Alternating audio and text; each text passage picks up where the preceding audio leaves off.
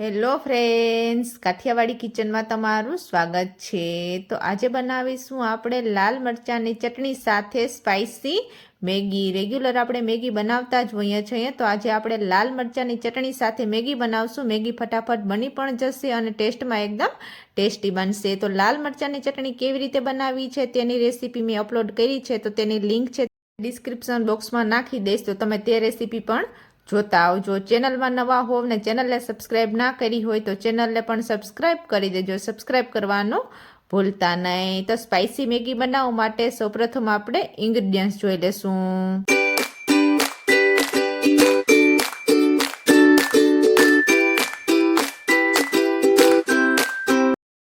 એક નાની ડુંગળી લેશું, તો નાની ડુંગળીને કટ કરી લેશું। જે ચટણી બનાવીને રાખી હતી તે લાલ મરચાંની ચટણી લેશું, હળદર પાવડર, ટેસ્ટ અનુસાર નિમક, તેલ, મેગીની સ્લાઇડ અને મેગી મસાલો। તો થોડી વાર માટે આપણે બધા ઇન્ગ્રીડિયન્ટ્સને સાઈડમાં રાખી દેશું। તો મેગી બનાવવા માટે પાણીની જરૂર પડશે।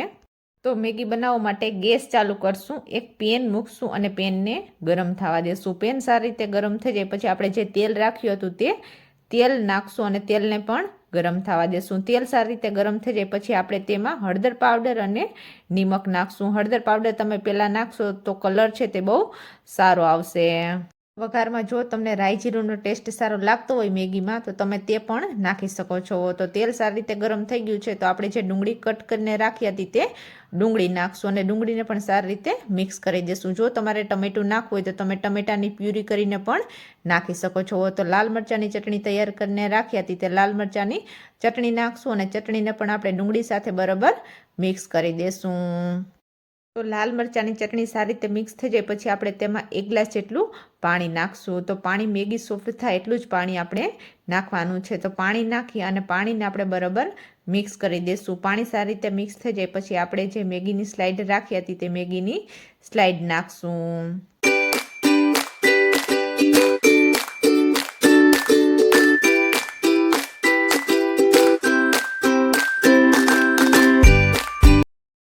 તો મેગીની સ્લાઇડ નાખી અને આપણે જે મસાલો રાખ્યો હતો તે મેગી મસાલો નાખશું। મેગી મસાલો નાખી અને મેગી મસાલાને આપણે આવી રીતે મિક્સ કરી દઈશું।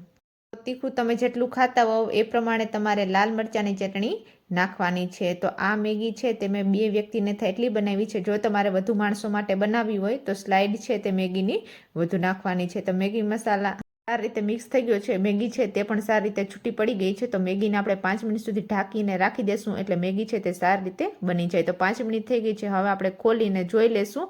મેગીમાં પાણી છે તે બધું બળી ગયું છે અને મેગી પણ સારી રીતે બની ગઈ છે। તો લીલા ધાણા કટ કરીને રાખ્યા હતા તે લીલા ધાણા નાખશું।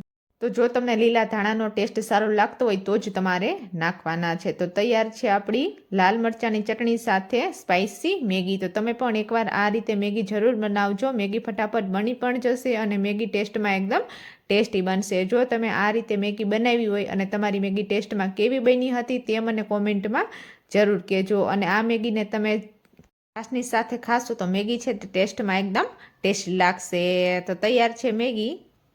રેસીપી સારી લાગી હોય, ચેનલમાં નવા હોવ ને ચેનલને સબસ્ક્રાઈબ ના કરી હોય તો ચેનલને લાઇક કરજો, શેર કરજો, કોમેન્ટ કરજો અને આવી જ નવી રેસીપી જોવા માટે ચેનલને સબસ્ક્રાઈબ કરજો। સબસ્ક્રાઈબ કરવાનું ભૂલતા નહીં। Thank you. મળીએ આપણે નેક્સ્ટ રેસીપી સાથે।